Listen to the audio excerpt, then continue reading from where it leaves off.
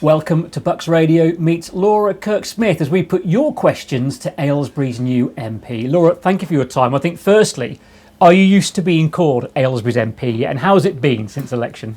Oh, no, it does take some getting used to. Thank you. And thanks for having me. It's really great to be here and to get the chance to talk to you and to your listeners as well. It's been busy. It's been very, very, very busy. It's obviously a massive, privilege and responsibility, and I feel very fortunate to have the job, but there's a lot to do. As with any new job, there's a lot to do just to get set up into the role, to find an office and to get the team in place, and then there's a lot of work that we want to do to start bringing forward the change that we've committed to delivering to the country. So a busy time, but lots that we've done already and lots still to do. And of course Aylesbury's first Labour MP for forever pretty much. Yes. And on that, one of our first questions that came in, is it true you don't live in Aylesbury, and if so, are you well placed to represent the people?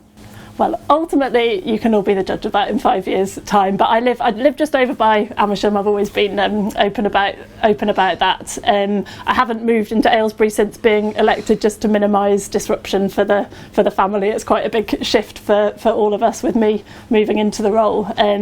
But my husband would probably question that actually, and say, I'm not sure you do live here anymore, because I do spend a lot of time either in Aylesbury or in Westminster. I have to be in Westminster Monday to Thursday most weeks, and otherwise I'm here. Yeah, I spend every Saturday we make sure that we get out and we go and knock on doors and we just see what's on people's minds, and then spending a lot of time, just been on a school visit this morning, but spending a lot of time out and about in Aylesbury, and of course in all the villages as well that make up part of the constituency.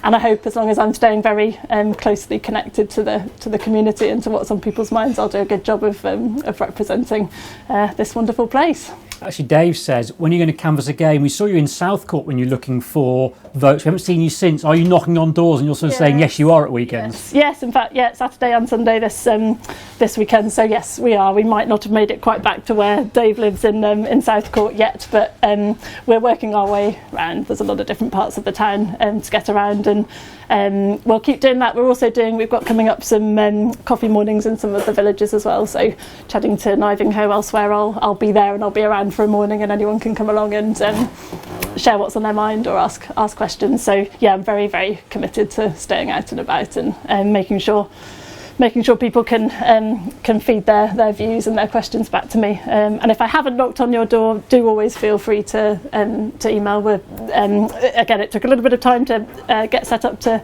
respond to emails quickly, but I'm on top of that now, so people should feel free always to get in touch if they do need me. We have had lots of questions, and a lot of the questions have been about healthcare, getting to see a doctor, what's happening in Aylesbury, and what can you do, says Andy, what can you do to improve healthcare in Aylesbury? Yeah, it's such an important question, and my priorities as an MP are based on what people write to me about, and I have to say people struggling to see their doctor is one of the biggest challenges that people write in about. There are some, I think, reasons specifically why in Aylesbury it's very difficult to see a doctor. Actually, in some of the villages it's easier for people, but I think because of the amount of house building that's happened and the growing population, the GP services here are particularly stretched, and there is a big bit of work that we need to do at the national level. We've talked, you will have heard our Health Secretary of State talk about shifting the focus away from hospitals towards primary care. That's generally the direction of travel that we'll be going in with our work to reform the NHS. And it's partly about recruiting more doctors.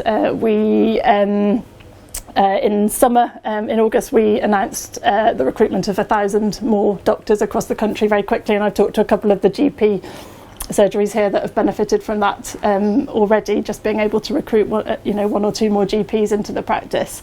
So it's partly about recruiting and retaining the doctors that we do have. It's partly about the systems are very tricky. Often a doctor's surgery will be on a different system to the hospital, so when it comes to referring patients back and forth, the IT systems don't speak to each other. So there's and that seems ridiculous, doesn't it? Which does seem ridiculous. It is ridiculous. It means that doctors that should be spending time with patients patients are spending their time on the phone waiting for the hospital to answer so that they can get the data they need about their patients.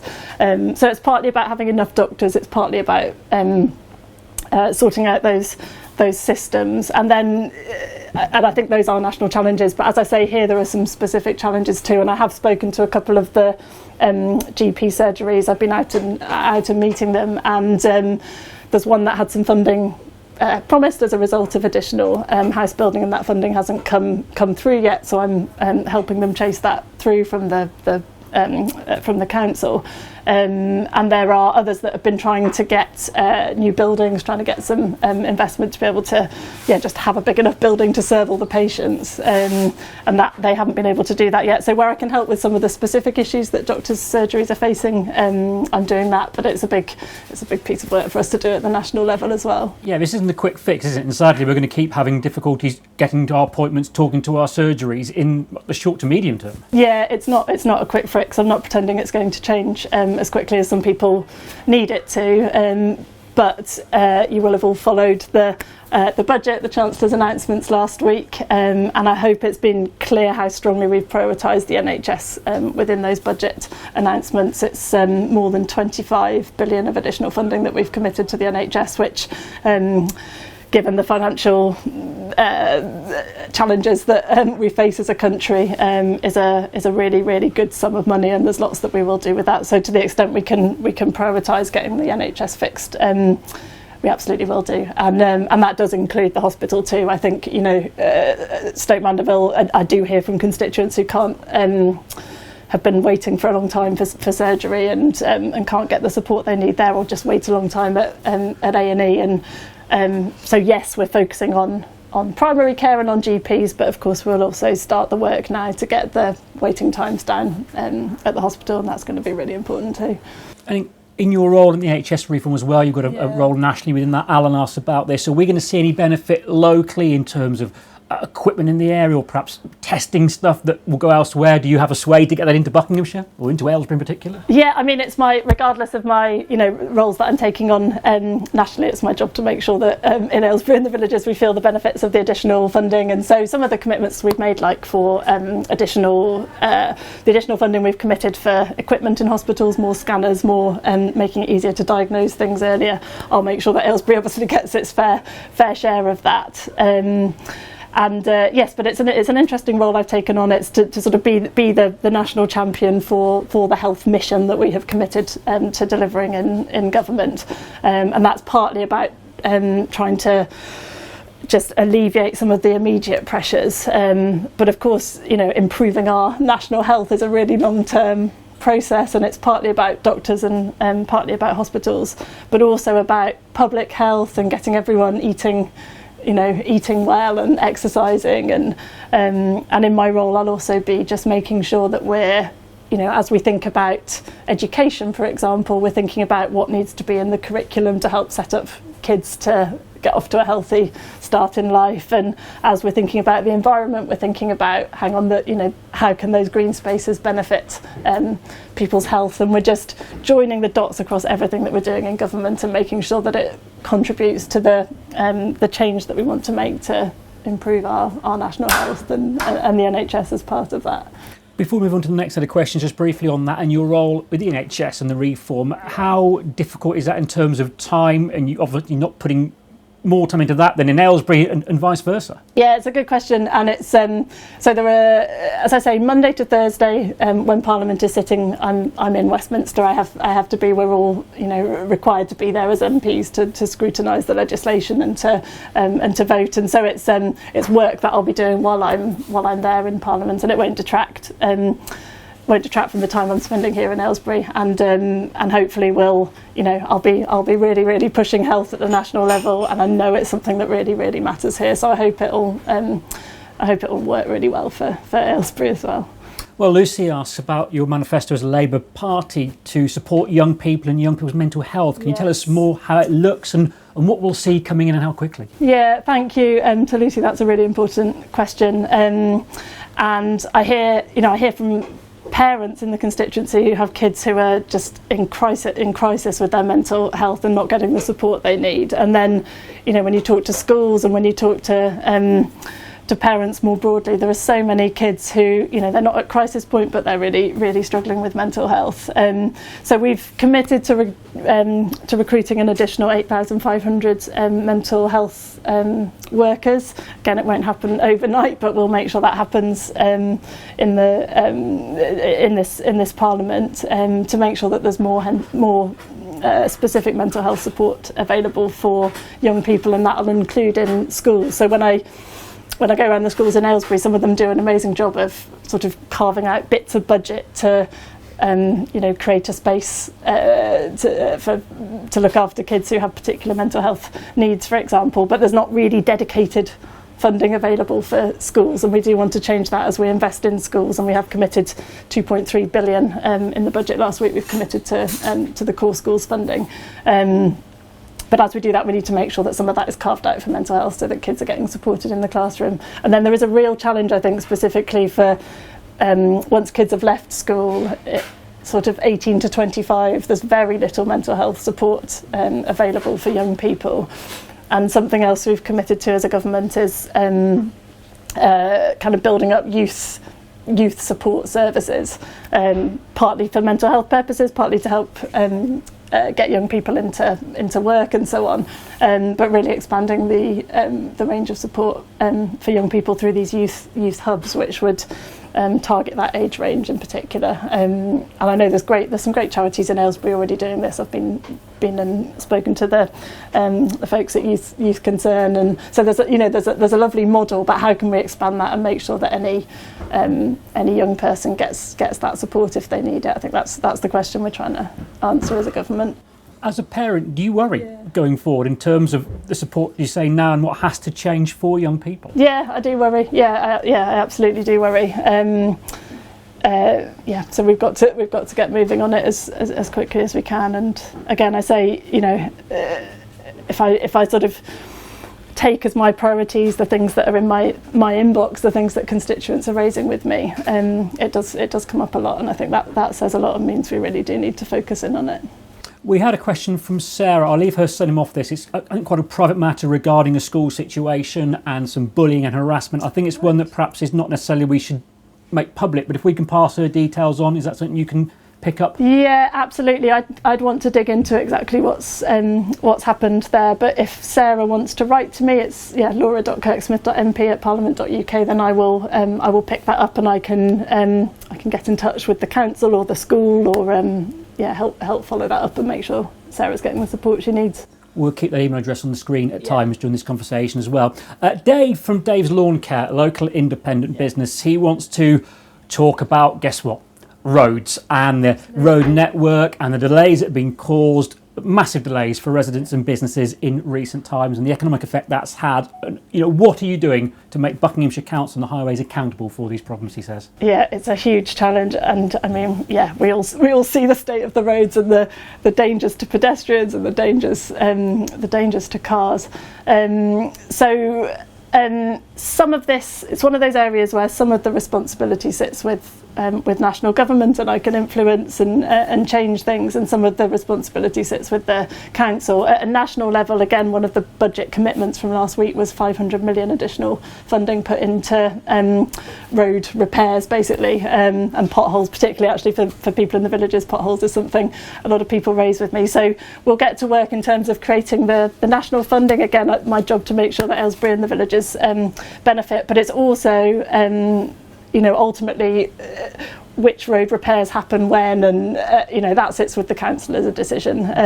I've met with the council, I've discussed it with them, I've raised concerns that raised to the council concerns that constituents have raised to me about particular roads or particular roadworks as well going on. And at the same time, many places, 2 or 3 major roads at the same time. And Aylesbury becomes gridlocked as a result. Yeah, it does, and it's it's the council. It's for the council to plan those, so that I know there is a lot of work that needs doing, but for it to all happen at the same time doesn't make sense to me. So that's a job for the council. At the same time, I know utilities companies take longer than they say they will sometimes to get the road repairs done. That's something I might be able to help with. Just, how do we create the right incentives and penalties, if necessary, for utilities companies to complete the roadworks on time? That's something that we could look at, and I've raised that question already at the national level. But a lot of it does come back to the council, just in terms of making sure that the scheduling of the works is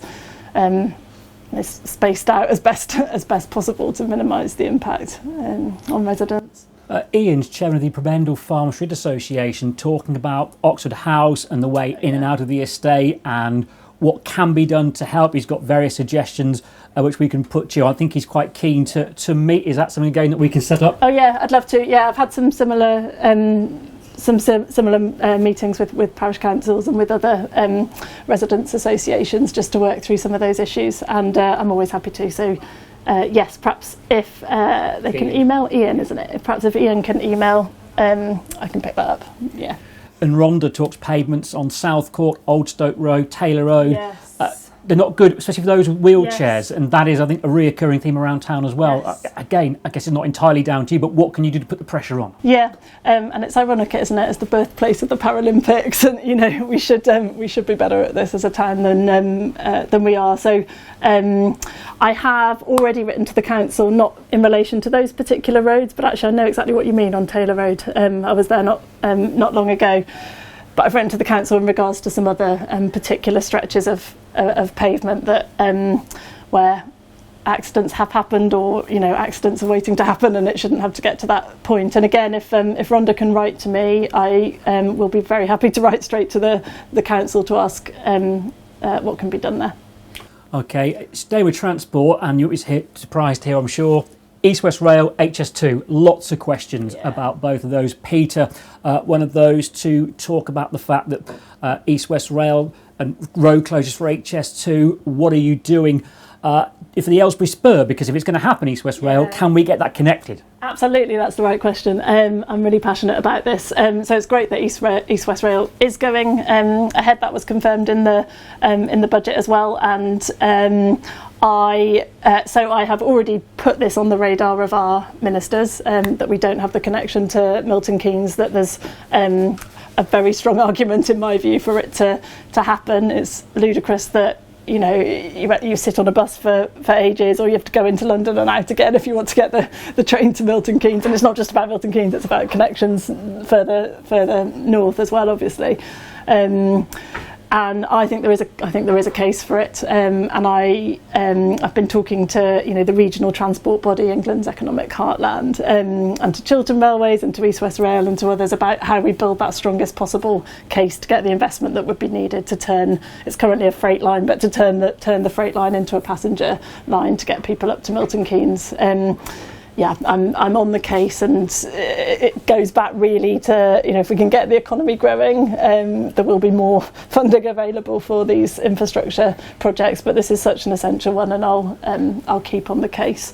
I think Peter and Mark as well both made a point in the questions. A lot of pain in Aylesbury, with no real gain with East West Rail and with HS2, because we're seeing the work, we're seeing the road closure, but what do we actually get out of this? Yeah, totally fair question with HS2. People have been patient, more patient than they should have been in terms of tolerating all the HS2 building works.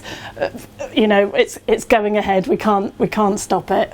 I was pleased to hear in the budget the Chancellor say that they're looking at that extension into London Euston from Old Oak Common, which I think just kind of strengthens the economic case for HS2.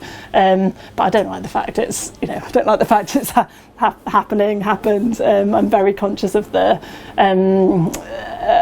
disruption, the noise, and some of the flood risks around the building. And so I've met with HS2. I've met with the contractors. I will keep raising to them the concerns that residents have, and really, we'll have to do our best to just minimise any disruption and damage as that building work completes. But unfortunately, it's too late to stop it at this point. It's here to stay. Yeah, but even things like people in Fairford Lees and Hawkslade as well raised the fact that their access to the countryside's been cut off for years now already, and they were promised footpaths over the railway. Those haven't been committed to yet. So there are things like that. That's something I've already taken up with HS2, but there are things like that I can do just to make sure that as we say, the damage is as minimal as it can be. Moving on to something different, Carl, quite specific, wants to talk about Stoke Manderville FC and the parish council in saving the Bucks Sports and Social Club. It can be used for hundreds of kids to play football in the local community. A bid was put in, and he says the council ignored that bid and went straight to the planning committee. Yeah, I've heard a few concerns about this and other similar situations, actually, community buildings that are threatened by development. So planning decisions sit with the council rather than with me. I have my views, and I can raise things with the council, particularly where I'm concerned that the process hasn't been followed, or that a significant number of residents have expressed a concern and expressed that to me as well. I think in this case the permission has been granted, and it's going ahead, if I'm not wrong on that. But I think there's a broader point about these community buildings and community assets, and of course I'd love to see that as a place where people can go and play sport and meet. And I think the town council is taking on some of the other community buildings, which is great. They may be able to get them working as community assets again.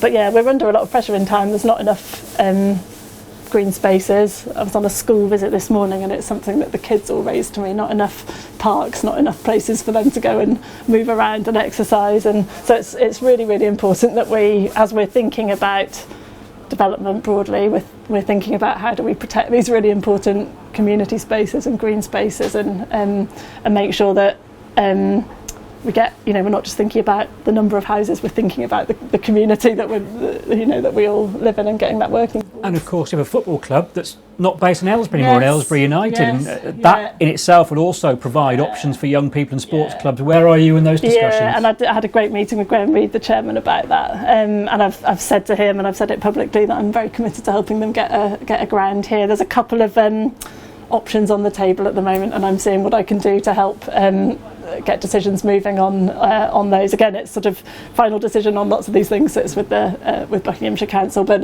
we've got to get the football club back. We really have. And here's the point: you've mentioned the council, you've mentioned the town council. So we've got a blue county council, we've got a yellow town council, and now a red MP. And how does anything get done? Well, we have to work together, don't we?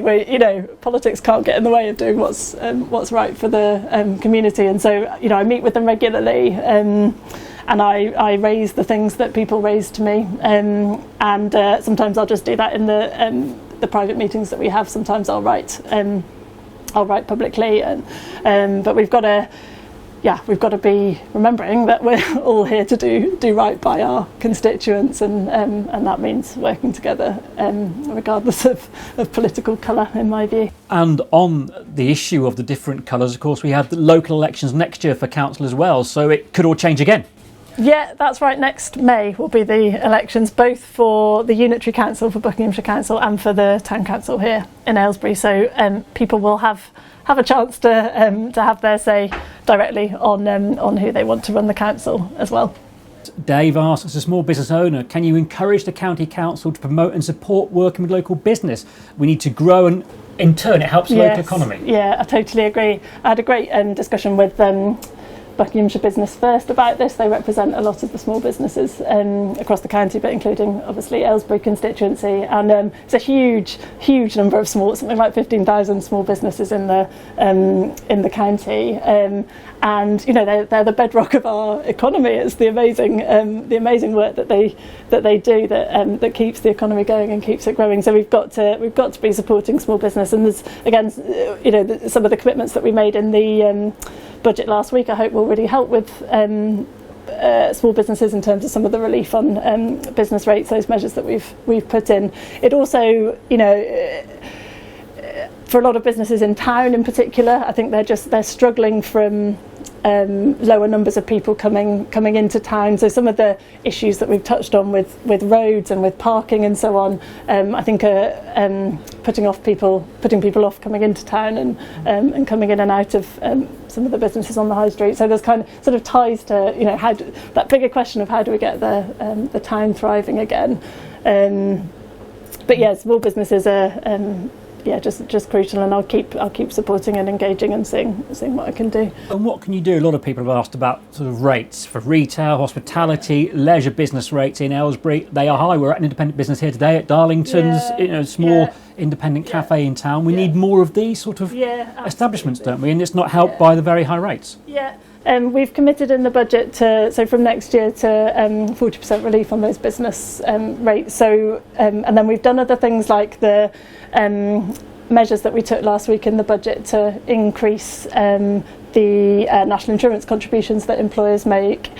We've made sure that small businesses, 4 staff or left, are exempt from those, so they won't be feeling any additional pressure there in terms of national insurance. So I think we've just got to be careful about the measures we're taking to make sure that small businesses are supported. And then, as I say, you know, for me as an MP, it's one of my priorities to work with the town council to get the town centre buzzing again, and to get, you know, it's wonderful where we are here now in Darlington's, but to get people through the door and to keep people able to use the small businesses they want to use. Well, Margaret asks about Aylesbury as a whole and the work taking place. What's Laura's view on the bingo hall that's being knocked down, but Kingsbury's been left abandoned? Yeah. So again, this sits with the council in terms of those decisions. I did make my views known. I was very disappointed to see that bingo hall demolition. I think it is this week, isn't it? It's starting, and I raised it in Parliament. I shared that this was happening, and I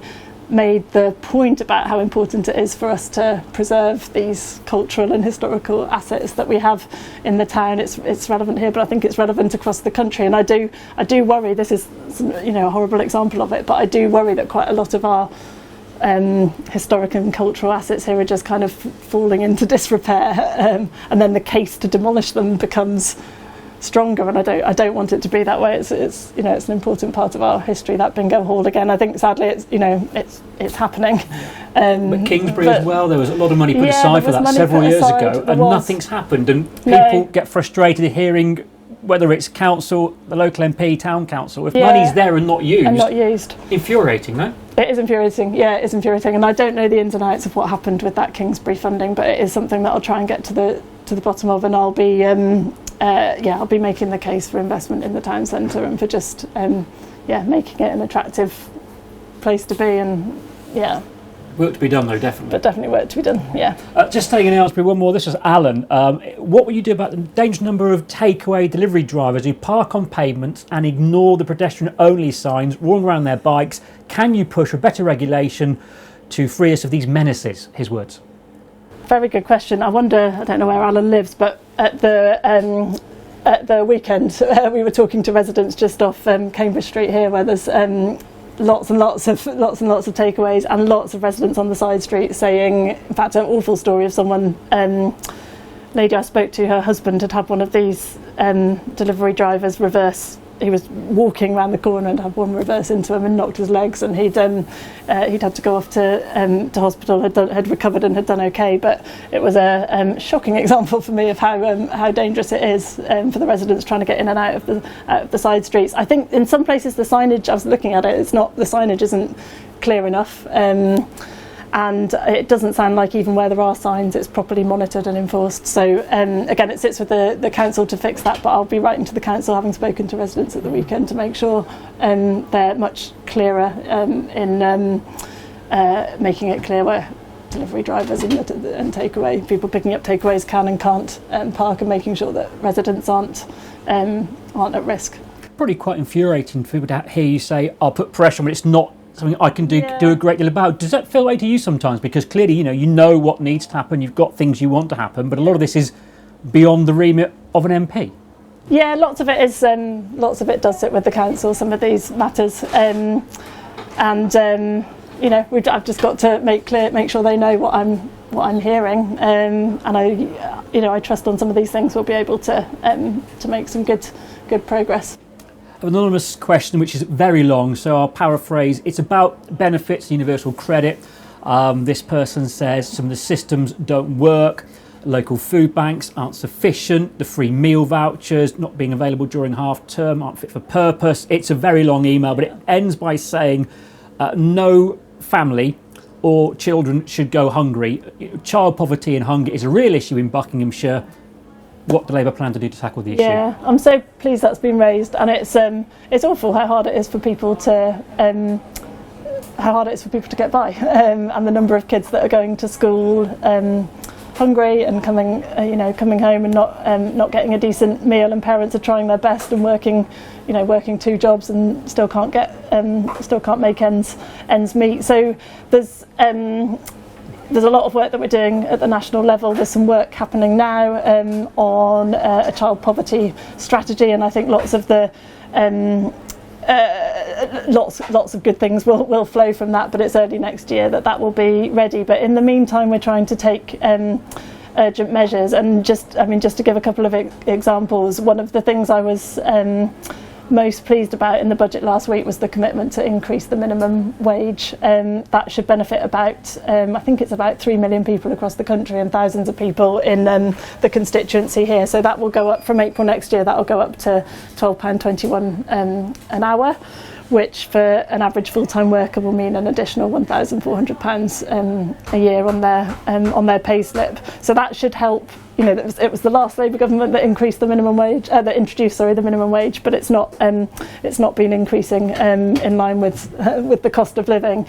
That will change. I hope that will help working families a bit, and for those that are reliant on universal credit on benefits. I think the person who had asked about had mentioned Helping Hands, and the funding from that comes from something called the Household Support Fund. And again, in the budget last week, we've announced an additional £1 billion of funding for the Household Support Fund, which then goes to councils to administer and distribute to those who need it most. So in our case, the Helping Hands scheme. And that is there to help with people who are struggling now to pay energy bills or to get food on the table. We've had to make a lot of tough choices in the budget, but we've deliberately prioritised funding for that, knowing that, yes, in time, a lot of the measures we're taking will help, but in the short term, there's still a very urgent need to get more support to people. So, it'll be a huge focus for us as a government. We can forget sometimes Buckinghamshire is often seen as an affluent county, and perhaps particularly you talk about south of the county, Amersham Way, there's quite a gap sometimes, but there is a real issue with homelessness and with poverty in Buckinghamshire. Is that something that you have to fight your corner for more sometimes on a national level? It's interesting, you're right, there is a perception of the county, isn't there? And actually even of Aylesbury, that we're sort of leafy and comfortable, and a lot of people are struggling. And I do talk about that when I'm in Parliament and in meetings with ministers and other colleagues in government. And I think, I hope that people in Aylesbury will feel like they have a government that's on their side. That's what we're here to do as a Labour Party, and now as Labour in government, to be on the side of people who are vulnerable or who are struggling or who are on the minimum wage. I guess the test will be whether we manage to make things just that bit easier for them over the next few years. We talked about food prices going up. In the budget, there was talk of the inheritance tax on farmers, and we're hearing that maybe they'll pass it on to food prices to the consumer. I think Kyrke-Smith, Mid-Bucks MP for Conservatives, called it a disaster for farmers, the budget. Have you got a sort of a response, a reply to that? Yeah, I have. So to be clear, there's this measure that we've introduced only applies to a very small number of farmers. So any of the kind of small holders, which is about 75% of farmers in total, won't be affected at all by the tax measures that we've introduced. So it's only if the value of the land is more than £1 million, and actually if you have a spouse and you're in you're running a farming business together, it's $1 million each, so it's $2 million before the tax measures kick in. So it will be a very small number of farmers. It's the big farmers, the big landowners that any of these additional tax measures will apply to. It won't affect the majority, and those tax measures come alongside a big package of support that we announced last week to farmers, and additional, I think it's 2.6 billion, and that's partly. There was some funding that they were owed from last year, which the previous government had committed to, but not actually handed out. But there's funding that they were owed for farmers that had experienced flooding or other disruption, weather-related disruption over the last season, which we will pay out. We'll make sure that gets to farmers. There's just lots of the other measures that we're taking to try and improve infrastructure and services and tackle rural crime. There's lots we're doing that will I think benefit farming communities, and a very, very small number that will be affected by the tax measures. We are running out of time. A couple more final questions to try and get through. Andrew asks, considering Aylesbury, like many parts of England, is home to a varied community of different races and nationalities, what's Laura doing or planning to do to protect those communities in light of rising tensions and hateful acts towards immigration? Yeah, really good question, and it was awful. Within a few weeks of coming into government, we had those awful far right riots in Southport, and I was glad to see the Prime Minister act very quickly against those who were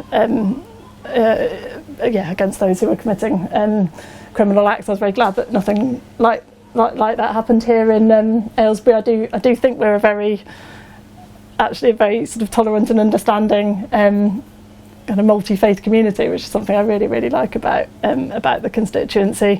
But we can't ever be complacent. I do have people write to me with concerns about anti-Semitism or about Islamophobia or about Hindu-phobia, and so the concerns are there and they're real. And I hear really worrying examples of things that those communities are experiencing. So I think we have to watch it very, very closely. We have to call out any form of discrimination where we see it, and we have to act quickly. And we're committed to doing that as a government, and it's something I'll be keeping a really close eye on here.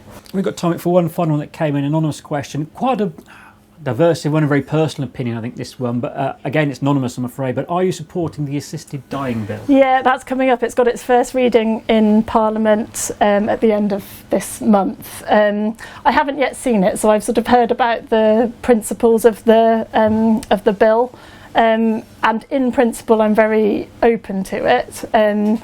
I wouldn't want to commit to saying which way I'm going to vote on it until I've actually seen it and read through it. And I think the questions for me are, yes, I believe that people should be able to die, with dignity, and in the way that they choose. But I don't think, until I'm reassured that there are the right kind of safeguards in place and that vulnerable people aren't going to be at risk in any way, until I'm clear on what the process would be and what the safeguards would be, I don't know which way I'll vote on it, but I'll be looking at that really carefully. It's the first reading this month, and then it'll be over the next few months that we scrutinise it. It goes back and forth through the parliamentary process, so I'll be engaging in that really, really closely and making sure I feel comfortable with any proposed changes before deciding in favour.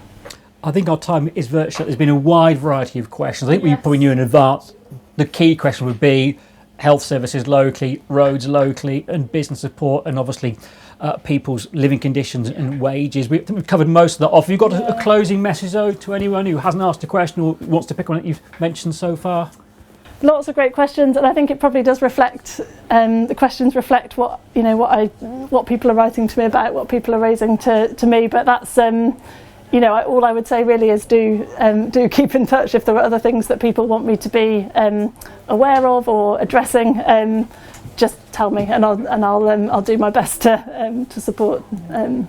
You haven't yet got a base, is that right? In Aylesbury, you're still. Haven't yet. We will. Yes. We'll have an office in Aylesbury, hopefully reasonably centrally in Aylesbury. But we've been looking at a few different properties and haven't got one yet. But I am doing regular, so people can write to me and we can correspond by email, or they can phone. Perhaps we can share these contact details. And I'm also doing regular advice surgeries. So if people want to come and meet me in person to talk through things, they can do. They just need to email to book an appointment, and we'll slot people in as soon as we can do. But that's also a great way. It's great for me to understand what's on people's minds, but also a great way for me to be able to assist people quickly where I need to. So yeah, keep in touch really is the message. Appreciate your time, Laura. Good to meet you. Thank you. Thank you very much.